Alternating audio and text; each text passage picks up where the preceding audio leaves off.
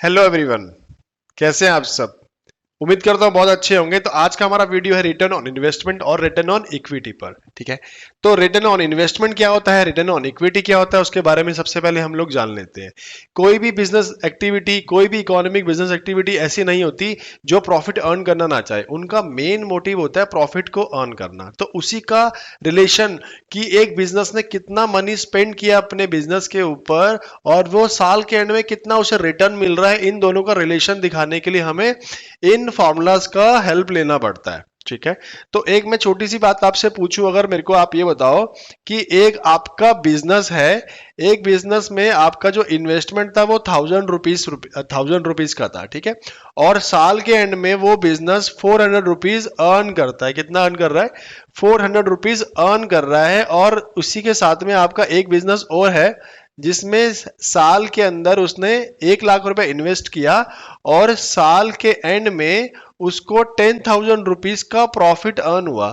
जैसे यहां पर उसको प्रॉफिट हुआ 400 रुपीज का, यहां पर उसको प्रॉफिट हुआ 10,000 रुपीज का। तो मुझे बताओ किसको ज्यादा प्रॉफिट हुआ?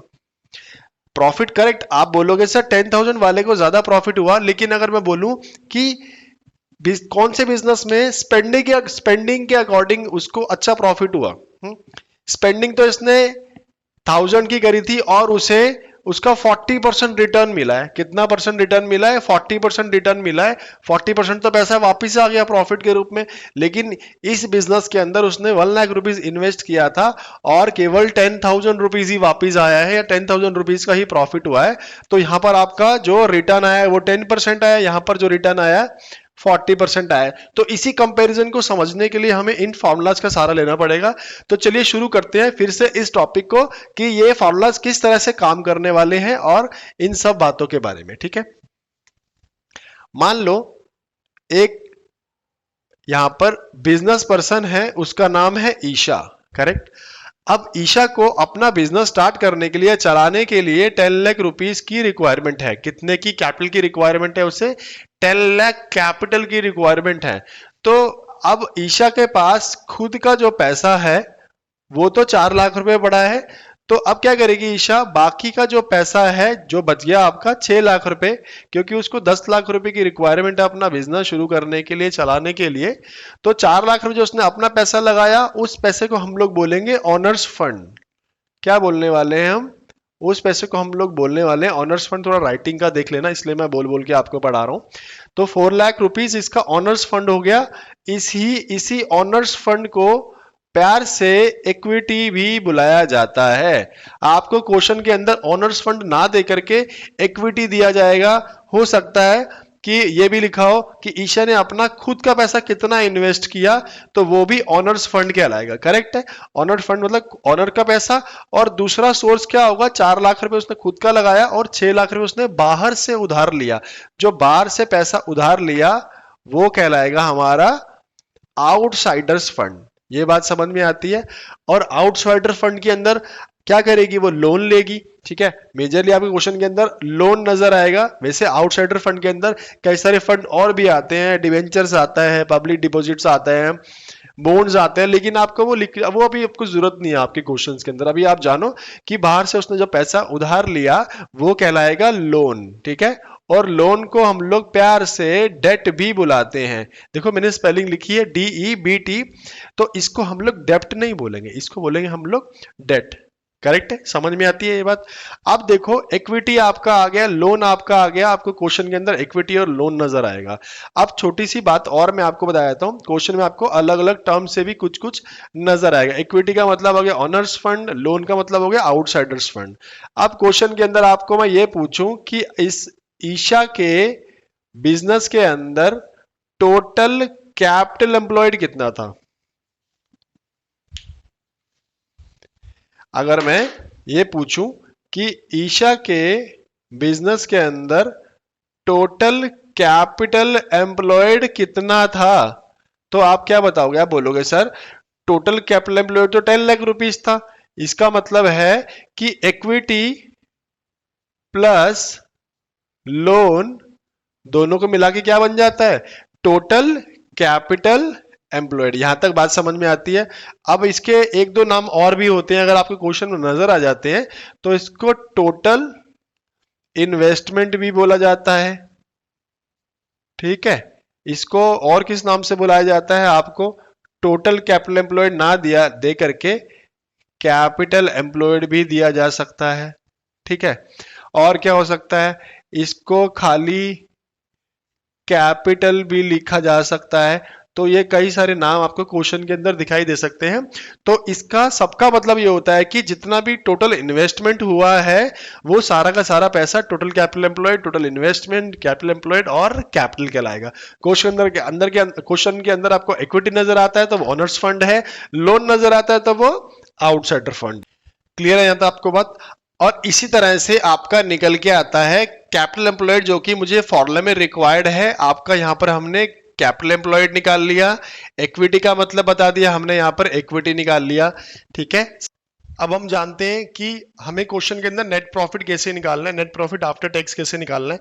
तो चलो हम लोग पहले आपको ये बता देते हैं कि जो भी बिजनेस के एक्सपेंसेस होते हैं वो क्या होते हैं।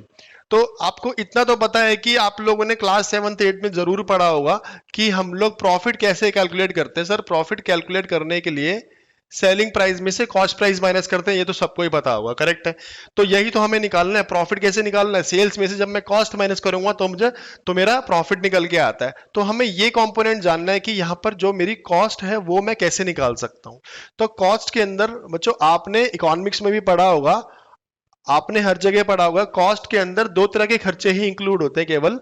एक होता है मेरा वेरिएबल कॉस्ट और दूसरा होता है मेरा फिक्स्ड कॉस्ट। ये बात सबको पता है। एक होता है मेरा वेरिएबल कॉस्ट, दूसरा होता है मेरा फिक्स्ड कॉस्ट। तो वेरिएबल कॉस्ट कौन सी होती है पहले हम वो जान लेते हैं। वेरिएबल कॉस्ट होती है जो भी एक बिजनेस पर्सन, एक मैन्युफैक्चरर अपने रॉ मटेरियल को खरीदने पर खर्चा करता है, वो कॉस्ट रॉ मटेरियल कॉस्ट कहलाती है। छोटा सा मैं बताया था, वेरिएबल कॉस्ट का मतलब होता है ये with the level of output के साथ में बढ़ती है और घटती है। जैसे जैसे लेवल ऑफ आउटपुट बढ़ता है वैसे वैसे ये बढ़ती है, लेवल ऑफ आउटपुट घटता है तो वैसे वैसे घटती है। जैसे आपको मैन्युफैक्चरिंग करनी है तो आपको रॉ मटेरियल की जरूरत पड़ेगी और नहीं करनी तो नहीं पड़ेगी, करेक्ट है। लेकिन फिक्स्ड एक्सपेंस ये ऐसे खर्चे होते हैं जो फिक्स रहते हैं, जिसका लेवल ऑफ आउटपुट से कोई भी लेना देना नहीं होता है। तो वो खर्चे कौन से होते हैं, वो खर्चे बहुत सारे होते हैं, लेकिन आपके न्यूमेरिकल के अकॉर्डिंग मैं कुछ खर्चे बता देता हूं। इस खर्चे के बाहर आपको कभी भी कोई भी खर्चा नजर नहीं आएगा। तो आपको सबसे पहले सैलरी आप ले सकते हैं, इसके अंदर फिक्स कॉस्ट के अंदर रेंट ले सकते हैं, ठीक है। यूटिलिटीज ले सकते हैं, यूटिलिटीज। बच्चों रेंट और सैलरी के बारे में तो आपको पता है कि आप एक लेबर आया, वो चाहे काम कितना भी करे लेकिन उसको फिक्स सैलरी मिलेगी, ठीक है। रेंट भी देना पड़ेगा, कोई मशीनरी चले या ना चले उस जगह का रेंट देना पड़ेगा। यूटिलिटीज का मतलब यहां पर ये होता है कि अगर लेबर काम करने आ रही है, यहां पर अगर ऑफिस में लोग काम करने आ रहे हैं तो इलेक्ट्रिसिटी तो यूज करेंगे ही करेंगे, चाहे कोई काम हो चाहे ना हो। वहां पर वाटर भी यूज करेंगे। ऐसे कई सारे छोटे मोटे खर्चे होते हैं जिसको हम यूटिलिटीज के नाम से जानते हैं, करेक्ट। और कौन से फिक्स्ड एक्सपेंस होते हैं आगे जान लेते हैं। अब आता है डेप्रिसिएशन। डेप्रिसिएशन क्या होता है, और एक वर्ड और जुड़ जाता है यहां पर, अमोर्टाइजेशन। बच्चों डेप्रिसिएशन का मतलब होता है fall in the value of fixed assets. जब भी किसी एसेट्स की वैल्यू गिरती है, fixed tangible assets, sorry fixed tangible assets की वैल्यू गिरती है, तो वो जितनी भी वैल्यू गिरती है वो डेप्रिसिएशन कहलाता है। ध्यान रखना, टेंजिबल जिनको हम छू सकते हैं और दे सकते हैं। बट अगर मैं यहां पर बात करूं फिक्स्ड इंटेंजिबल एसेट्स की, अगर मैं गुडविल की बात करूं, अगर गुडविल की वैल्यू गिरती है किसी भी वजह से, तो उसके लिए वर्ड यूज होगा अमोर्टाइजेशन। ध्यान रखना, फिक्स्ड एसेट्स दो तरह की होगी, एक टेंजिबल और एक इंटेंजिबल। टेंजिबल पर लगने वाला जो भी वैल्यू उसकी गिर रही है वो डेप्रिसिएशन कहलाएगी। इनटेंजिबल अगर मेरी फिक्स एसेट्स गिर रही है that is called amortisation, correct. समझ में आती है बात। और मेरा फिक्स खर्चा कौन सा होता है सर, और मेरा फिक्स खर्चा होता है इंटरेस्ट। अगर ईशा ने जो 6 लाख रुपए का लोन लिया है उस पर जो भी रेट ऑफ इंटरेस्ट होगा, आप मुझे बताओ, ईशा काम करे चाहे ना करे, उसका बिजनेस रन हो या ना हो, वो कितना मर्जी अर्न करे, लॉस में जाए प्रॉफिट में जाए, वो खर्चा उसको देना पड़ेगा, वो इंटरेस्ट उसको पे करना पड़ेगा, करेक्ट है। तो बच्चों ये सारे होते हैं हमारे फिक्स्ड एक्सपेंसेस। और वेरिएबल कॉस्ट हमारी होती है जो हम लोग रॉ मटेरियल परचेज करते हैं। और इसके साथ में मैं आपको एक नाम और लिख देता हूं, हम लोग यहां पर बात कर सकते हैं कि इसको रॉ मटेरियल पर किया गया जो भी खर्चा होता है उसको एक नाम से और बुलाया जाता है सीओजीएस। सीओजीएस की फुल फॉर्म होती है कॉस्ट ऑफ गुड्स सोल्ड। यहां तक बात समझ में आती है। रॉ मटेरियल परचेज करने का जो भी खर्चा होता है वो कहलाता है मेरा कॉस्ट ऑफ गुड्स सोल्ड, और ये मेरा वेरिएबल कॉस्ट होता है। करेक्ट है। न्यूमेरिकल सॉल्व करते समय आपको इस फॉर्मेट का यूज करना है, और इस फॉर्मेट को देख के घबराओ मत, ये कोई मुश्किल फॉर्मेट नहीं है, फॉर्मेट बहुत इजी है। चलो देखते कैसे करते हैं। सबसे पहले तो आप जानते हैं कि ये जितने भी आइटम्स दिए हुए हैं ये सब कुछ आपके क्वेश्चन में गिवन होगा, ऐसा कुछ नहीं अपनी मर्जी से आप निकाल के लिख रहे हो, कुछ भी नहीं है। सबसे पहले सोर्सेज ऑफ फंड्स, आपको पता है दो ही सोर्स होते हैं फंड्स के, एक ओनर्स फंड होता है और एक आउटसाइडर फंड होता है। ओनर्स फंड कौन सा होता है? इक्विटी। आउटसाइडर फंड कौन सा होता है? लोन। क्वेश्चन में गिवन होगा आपको, आपने डाल देना है यहाँ पर, वैल्यू में लिख देना है, इक्विटी में डाल देना है इक्विटी का अमाउंट, लोन में डाल देना है लोन का अमाउंट, दोनों को ऐड कर देना। फिर इक्विटी और लोन को ऐड करते तो क्या आता है? कैपिटल एम्प्लॉयड, या हम बोल सकते हैं टोटल इन्वेस्टमेंट। करेक्ट। आपको यहां पर दोनों वैल्यूज को ऐड कर देना है, बस। ये 3 पॉइंट यहां पर लिख दिए, खत्म। इसका आगे कोई रोल नहीं है, ये हमने सिर्फ इसलिए निकाला था ताकि मैं इस वाले फॉर्मूले में यूज कर सकूं कैपिटल एम्प्लॉयड के अंदर, बस हमें यहां तक चाहिए था। ठीक है। अब देखते हैं हमारा इनकम स्टेटमेंट बनाते हैं। इनकम स्टेटमेंट का मतलब होता है जिससे मुझे पता लगेगा कि मेरा net profit after tax for the year कितना है। ये बात का ध्यान रखना, यहां पर मैंने बादल बना दिया है 1 ईयर। आपको कोई भी वैल्यू मंथ में गिवन होगी तो आप उसको मल्टीप्लाई करोगे 12 से और उसको ईयर में कन्वर्ट करोगे। ये बात ध्यान रखना, अभी हम न्यूमेरिकल में भी करने वाले हैं। तो आज देख लेते हैं। आपको मैंने पहले बताया था कि सेल्स में से हम लोग कॉस्ट माइनस करेंगे तब आपका नेट प्रॉफिट आफ्टर टैक्स आने वाला है। सेल्स में से सबसे पहले आपको सेल्स गिवन होगी क्वेश्चन के अंदर। सेल्स में सबसे पहले आप लोग सीओजीएस माइनस करते हो। ब्रेक इवन पॉइंट की जब आपने क्वेश्चंस करे थे तब आप ऐसे करते थे, सेल्स में सबसे पहले वेरिएबल कॉस्ट माइनस करते थे, जो कि मेरी ये COGS cost of goods sold. आप क्या करोगे? कॉस्ट ऑफ गुड्स सोल्ड को माइनस करोगे। और एक बात ध्यान रखना, जब आप माइनस करोगे इसको तो ब्रैकेट लगा लेना, याद रहेगा कि आपने इसमें से इसको माइनस करा है। जब सेल्स में से सीओजीएस को माइनस करते हैं तो क्या आता है? Gross margin. ग्रॉस मार्जिन को ग्रॉस प्रॉफिट भी कह सकते हैं, कोई भी गलत नहीं होगा। ठीक है। तो आपने क्या निकाला यहां पर? सेल्स में से सीओजीएस माइनस करा, आपका आया ग्रॉस मार्जिन। यहां पर ब्रैकेट मत लगाना, मैंने ब्रैकेट लगा दिया था। Gross margin. ठीक है। अब वेरिएबल एक्सपेंस माइनस कर दिए। अब मेरे कौन से खर्चे माइनस करने बाकी रह गए हैं? मेरे खर्चे करने माइनस करने बाकी रह गए हैं फिक्स्ड एक्सपेंसेस। और वो फिक्स्ड एक्सपेंसेस कौन कौन से होते हैं हम ऑलरेडी पढ़ चुके हैं। सैलरी हो गया, रेंट हो गया, यूटिलिटीज, डेप्रिसिएशन, अमोर्टाइजेशन, इंटरेस्ट, ये सारे के सारे खर्चे कौन से हो गए? Fixed expense. याद रहेगा, इसको एक बार फॉर्मेट को अच्छी तरह से पढ़ लेना, 2-3 बार पढ़ोगे ये फॉर्मेट ऑटोमेटिकली लर्न हो जाएगा। अभी आप टेंशन मत लेना कि सर इतना बड़ा फॉर्मेट है हम कैसे करेंगे। तो आपने क्या करना है? सैलरी अंदर लिखना है, रेंट अंदर लिखना है, यूटिलिटीज अंदर लिखना है, डेप्रिसिएशन, अमोर्टाइजेशन, इंटरेस्ट, ये सारा कुछ आपको अंदर लिखना है। और इन सब का जो टोटल आएगा आपको बाहर लिख देना है। यहां पर इन सब का टोटल बाहर लिख देना है और ब्रैकेट लगा देना। देखो यहां पर लेस लिखा हुआ है ना, मुझे ग्रॉस मार्जिन में से टोटल फिक्स्ड एक्सपेंस माइनस करने होंगे तो मेरी वैल्यू निकल के आएगी profit before tax. Profit before tax निकल के आगे गवर्नमेंट कहती भैया आपने सारे अपने खर्चे तो माइनस कर लिए, अब जरा मेरा टैक्स भी दे दो। आपका जितना भी प्रॉफिट हुआ है अपना स्लैब चेक करो और मुझे अपने प्रॉफिट में से टैक्स का जो भी हिस्सा बनता है वो दे दो। तो हम यहाँ पर जो भी टैक्स का हिस्सा बनेगा हम लोग हमेशा किस पर निकालेंगे? प्रॉफिट बिफोर टैक्स पर कैलकुलेट करेंगे जो भी मेरा टैक्स आएगा। तो टैक्स भी मुझे पे करना पड़ेगा गवर्नमेंट को, तो वो भी मुझे माइनस करना है।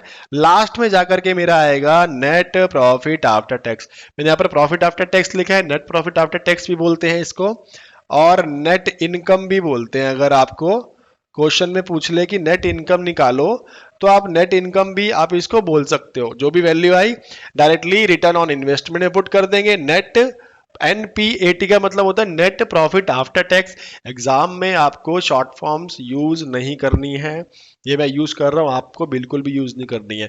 नेट प्रॉफिट आफ्टर टैक्स आपका यहां से आ गया, कैपिटल एम्प्लॉयड आपका यहां से आ गया। ठीक है। ये आपका रिटर्न ऑन इन्वेस्टमेंट निकलाएगा परसेंटेज के अंदर। फिर आपका रिटर्न ऑन इक्विटी निकालने के लिए same net profit after tax upon में इक्विटी, और इक्विटी आपको ये गिवन है, इक्विटी आपका यहां से आ जाएगा इंटू 100 करके आपका आंसर आ जाएगा परसेंटेज में। समझ में आई बात? चलो अब हम इसके न्यूमेरिकल्स करते हैं। तो हम लोग शुरू कर लेते हैं। आप देखो मैं सबके लिए सेम फॉर्मेट बनाऊंगा, तो आप क्वेश्चन पढ़ो यहाँ पर, मैं भी आपके साथ पढ़ता हूँ। Harsha started her herbal beauty product shop in Chandigarh with a capital of rupees 9 lakh. She took a loan of rupees 5 lakh from the SBI at the rate 9% per annum interest. तो चलो जैसे जैसे information हमें आती जाती हम वैसे वैसे क्वेश्चन करते जाते हैं. सबसे पहले पढ़ो हर्षा. हर्षा ने अपना जो बिजनेस स्टार्ट किया वो 9 लाख कैपिटल से स्टार्ट किया. मैंने आपको बताया था कैपिटल का मतलब क्या होता है, टोटल इन्वेस्टमेंट. अब यहां पर ध्यान से देखना, 9 लाख रुपीस क्या हुआ, टोटल इन्वेस्टमेंट हुआ.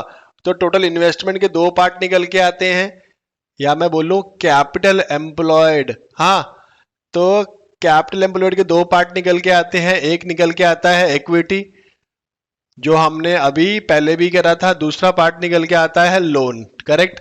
अब इसने बता दिया 9 लाख रुपए इन्वेस्ट करे हैं, लोन लिया है 5 लाख रुपए का. अब भैया 5 लाख का अगर लोन लिया जाएगा तो मुझे बताओ इक्विटी कितनी होगी, उसका खुद का पैसा कितना होगा. करेक्ट, उसका खुद का पैसा होगा 4 लाख रुपए. ये बात समझ में आती है, बहुत सिंपल है. तो चलो हम लोग जैसे जैसे वैल्यू आती है पुट करते जाते हैं. तो हम यहाँ पर इक्विटी में 4 लाख रुपीज डाल देते हैं और लोन में 5 लाख रुपीज डाल देते हैं. करेक्ट, 4 लाख 5 लाख. ठीक है. अब दोनों को ऐड कर लेंगे तो दोनों हमारा कैपिटल टोटल कैपिटल एम्प्लॉयड आ जाएगा. हमें निकालने की जरूरत नहीं है, पहले ही गिवन है. पहले क्वेश्चन के अंदर उसने बोल दिया था कि 9 लाख रुपीज जो है उसका टोटल कैपिटल एम्प्लॉयड है या टोटल कैपिटल इन्वेस्टेड है, टोटल इन्वेस्टमेंट है. आप जो मर्जी बोलो इसको, एक ही बातें हैं. ठीक है. अब आता है मेरा इनकम स्टेटमेंट फॉर 1 ईयर. मैं उसको कैसे निकालता हूं, क्या क्या चीजें मुझे चाहिए होंगी. सबसे पहले मुझे इसके अंदर चाहिए होगा सेल्स. देखे जरा सेल्स कितनी दी हुई है. बच्चों याद रखना, मुझे जो भी वैल्यू निकालनी है वो ईयर की वैल्यू निकालनी है. और एक चीज ध्यान रखना कि अगर आपको क्वेश्चन के साथ कुछ भी गिवन ना हो तो आप प्री एज्यूम कर लेना कि वो ईयरली गिवन है. ठीक है. तो चलो सेल्स बात कर लेते हैं. During the year ended 31 March 2016 her sales were, वो कह रहा है पूरे साल के दौरान जो उसकी सेल्स रही है 20,90,000 रुपीज की रही है. ठीक है. तो यहां पर मुझे वैल्यू मिल चुकी है. ईयरली में कन्वर्ट करने की जरूरत नहीं है, इसको 12 इंटू 12 करने की जरूरत नहीं, क्योंकि ये पूरे साल की मेरे को सेल्स मिल चुकी है. मैं इसमें कोई भी छेड़खानी नहीं करूंगा. फिर आता है मेरा कॉस्ट ऑफ गुड्स सोल्ड. कह रहा है कि the cost of goods sold was 15,30,000. तो यहाँ पर भी कुछ भी बात क्लियरली मेंशन नहीं है कि वो जो कॉस्ट ऑफ गुड्स सोल्ड है ईयरली है मंथली है. मैंने बोला जब क्वेश्चन साइलेंट हो उसके बारे में तो आपको ईयरली एज्यूम करके चलना है. तो कितनी दी हुई है, 15,30,000. तो कहां पर है ये, 15,30,000. आप इसको माइनस कर दोगे तो आपकी वैल्यू आ जाएगी ग्रॉस मार्जिन. फटाफट से इसको माइनस करके मुझे बताओ कितनी वैल्यू आ रही है. ठीक है. तो इसकी जो वैल्यू आ रही है 5,60,000. आपका जो ग्रॉस प्रॉफिट आया, ग्रॉस मार्जिन आया, दैट इज 5,60,000. अब कुछ फिक्स खर्चे भी माइनस कर लेते हैं ताकि हम प्रॉफिट बिफोर टैक्स तक पहुंच पाए. हम लोग फिक्स खर्चों की बात कर लेते हैं. तो सबसे पहले यहां पर दिया हुआ है she paid monthly rent of the shop 11,000. तो मैं यहां पर रेंट के आगे एरो लगा के 11,000 मंथली रेंट कर लेता हूं. मुझे जरा बताना, मंथ में मुझे आंसर चाहिए, ईयर में चाहिए.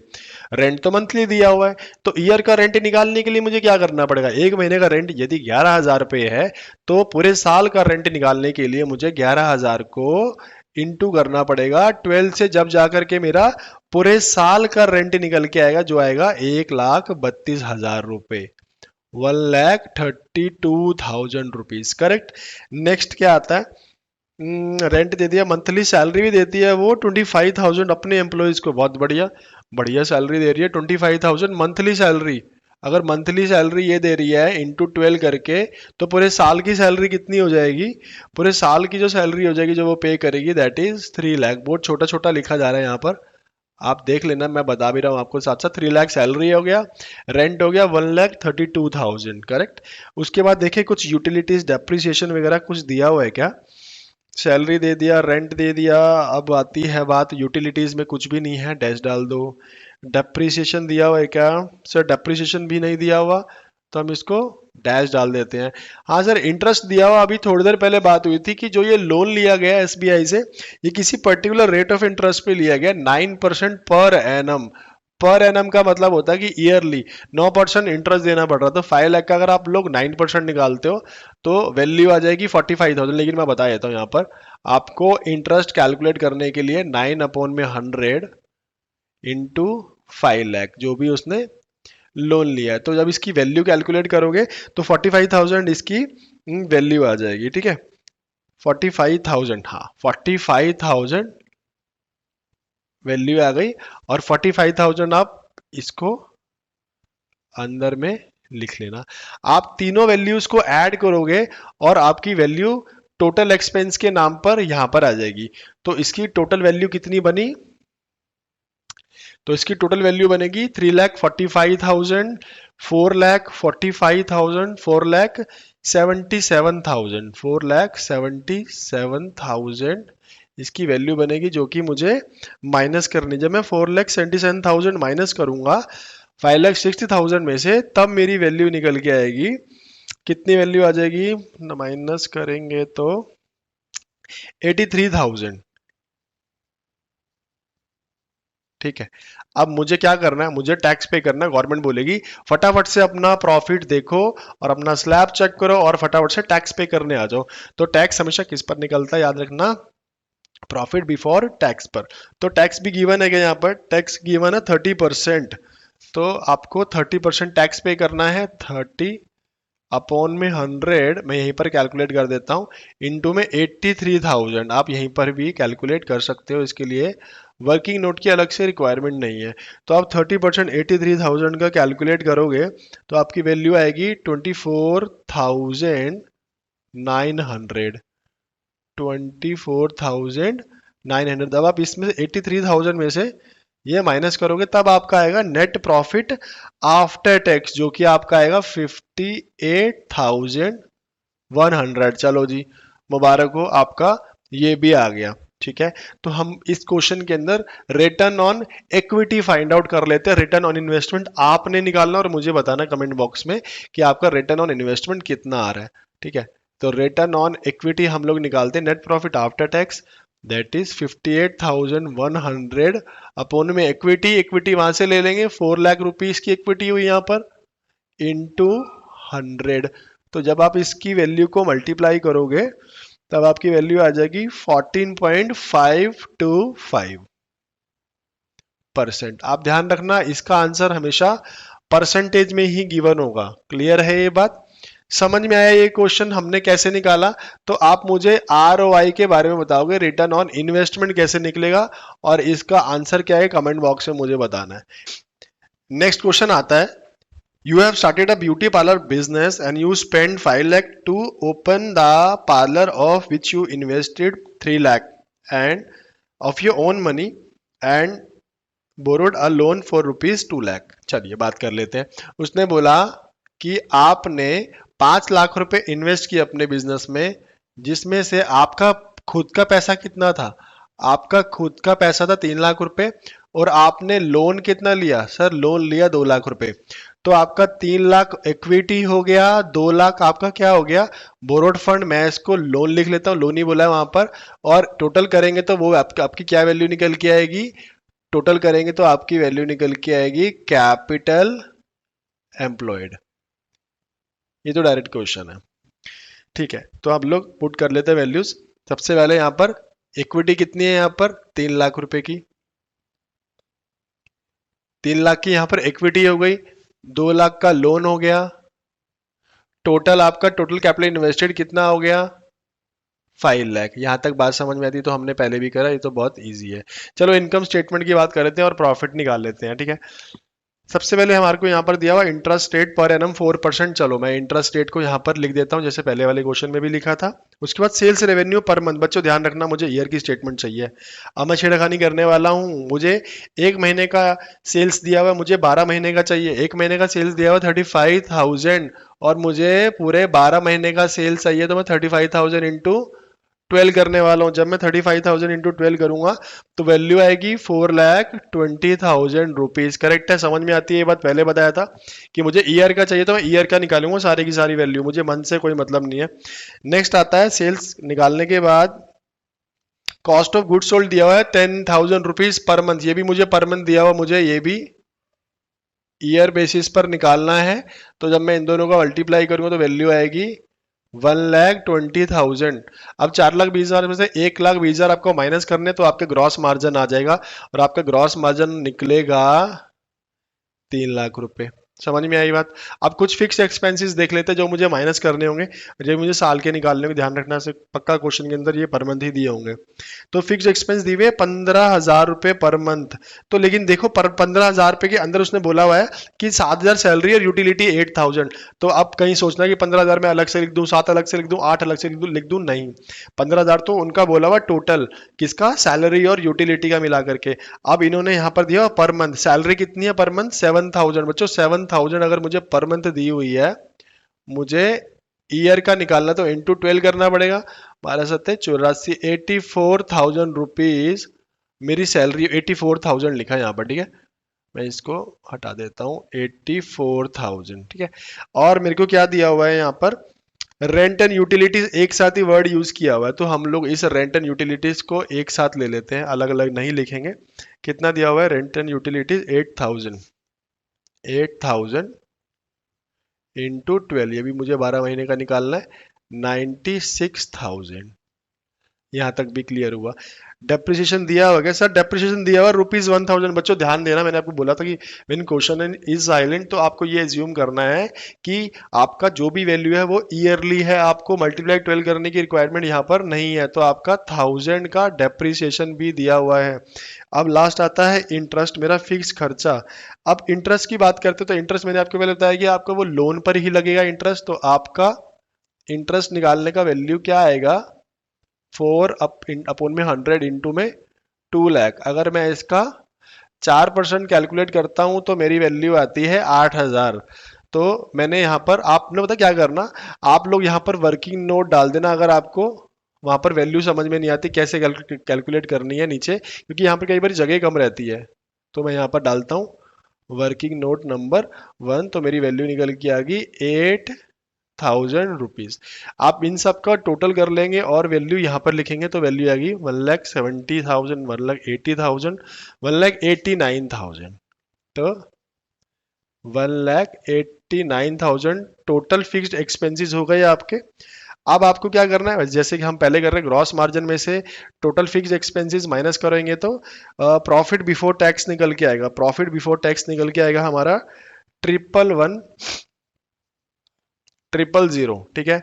अब गवर्नमेंट आई थी, गवर्नमेंट बोलती है कि भैया मुझे टैक्स चाहिए, तो मैं टैक्स भी निकाल लेता हूं। टैक्स मुझे कितना दिया हुआ है इस क्वेश्चन के अंदर, टैक्स है मेरा 8%, तो मैं टैक्स को यहीं कैलकुलेट कर लेता हूं, बाहर जाने की जरूरत नहीं है। वर्किंग नोट में 8% ऑफ प्रॉफिट बिफोर टैक्स, तो मैं इसका 8% कैलकुलेट कर लेता हूं। तो 8% जब इसका कैलकुलेट करा तो वैल्यू आई 8,880। हाँ 8,880, और इस 8,880 को माइनस कर देंगे हम तो वैल्यू आ जाएगी 102,120, 102,120। यहां तक बात समझ में आती है किसी बच्चे को, मुझे लगता है कोई डाउट नहीं होना चाहिए, यही पहले वाले क्वेश्चन की तरह ही है, इसमें कुछ भी नई बात नहीं है। तो फिर से हम लोग रिटर्न ऑन इक्विटी निकालने वाले हैं, जिसका फॉर्मूला होगा नेट प्रॉफिट आफ्टर टैक्स, जो कि नीचे दिया हुआ है 102,120 अपॉन में इक्विटी। इक्विटी कितना है, 3 लाख रुपीज, 3 लाख। ये ब्रैकेट सर मुझे नजर आ रहा है, शायद मैं इसको हटा देता हूँ कहीं कंफ्यूजन क्रिएट ना हो जाए, इनटू 100, ठीक है। तो रिटर्न ऑन इक्विटी कितना निकल के आया, 34.04%। आपको कमेंट बॉक्स में बताना है इस क्वेश्चन का रिटर्न ऑन इन्वेस्टमेंट कितना निकल रहा है, मैं वेट करूंगा आपके कमेंट का। चलिए ये क्वेश्चन आपको करना है फटाफट से, आप वीडियो को पॉज करिए और ये क्वेश्चन करना शुरू करिए फटाफट से, ठीक है। आ जाओ, सेम टू सेम जैसे हमने पीछे 2 क्वेश्चंस करे हैं उसी तरह से ये भी क्वेश्चन है, जिसमें कैपिटल एम्प्लॉयड 50 लाख रुपीस दिया हुआ है, इक्विटी आपका जो क्वेश्चन में वो अपना खुद का पैसा इन्वेस्ट कर रहा है, और बाहर से जो लोन लिया 40 लाख, रेट ऑफ इंटरेस्ट दिया हुआ है 6%, कैलकुलेट करने पर कितना आ रहा है 2,40,000। तो बाकी देखो सारी वैल्यूज वैसे की वैसे ही दी हुई हैं जैसे कि हमने लास्ट क्वेश्चन में करी थी।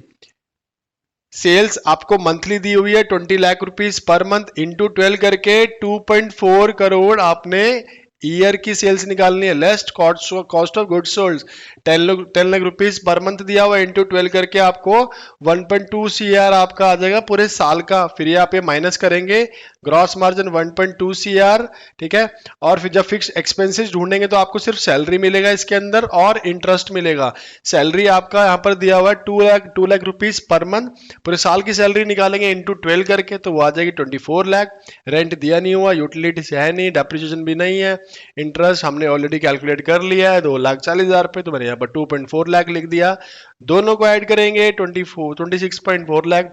बस मैं आपको ये आंसर दिखाने के लिए दिखा रहा हूँ, अदरवाइज मुझे पता आप सबने ये सॉल्व कर लिया होगा, बट आप अपना यहाँ पर आंसर चेक कर लीजिए, ठीक है।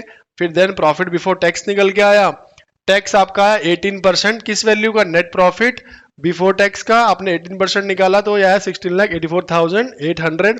देन आपने ये माइनस करा, इसमें से निकल के आया net profit after tax, value put करी, आपका आया रिटर्न ऑन इन्वेस्टमेंट निकल के आया बच्चों। रिटर्न ऑन इन्वेस्टमेंट आपका ये है। रिटर्न ऑन इक्विटी आप मुझे कमेंट बॉक्स में बताओगे कि रिटर्न ऑन इक्विटी आपका कितना निकला। उम्मीद करता हूं आपको ये रिटर्न ऑन इक्विटी और रिटर्न ऑन इन्वेस्टमेंट के न्यूमेरिकल्स अच्छी तरह समझ में आए होंगे। किस तरह से हमें मंथली जो दिया होता है उसे ईयरली कैलकुलेट करना होता है, किस तरह से हमें इंटरेस्ट कैलकुलेट करना होता है, किस तरह से हमें पहचानना होता है कि इक्विटी कौन सा है, लोन कौन सा है, दोनों को ऐड करके हमें कैपिटल एम्प्लॉयड निकालना होता है, ठीक है। अगर फिर भी बच्चों इसमें और भी डाउट आते हैं, हम लोग और भी न्यूमेरिकल्स करेंगे, तो प्लीज आप मुझे कमेंट बॉक्स में जरूर बताइएगा कि आपको ये वीडियो कैसा लगा, समझ में आया नहीं आया। जो भी डाउट्स होंगे तो मैं आपके सारे डाउट्स क्लैरिफाई करूंगा। Thank you.